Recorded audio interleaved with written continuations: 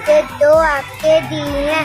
मैं अपनी आंखों से हर चीज देखता हूँ। मैं अपनी आंखों को हर वक्त साफ रखता हूँ। ये मेरे कान हैं। मैं अपने कानों से सुनती हूँ।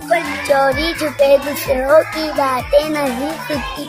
मैं अपने कानों को मैल कुचल से साफ रखती हूँ। ये मेरा मुंह है। मुंह में जबान है। मैं अपनी जबान से सच बोलती हूँ। किसी को गाली नहीं देती।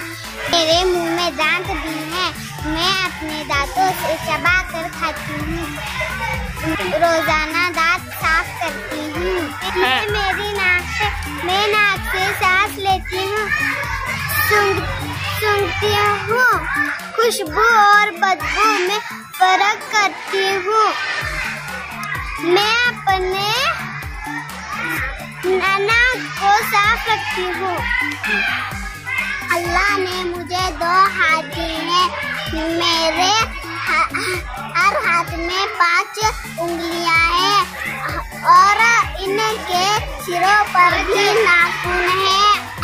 मैं हफ्ते में 1 मर्तबा नाखून काटती हूँ।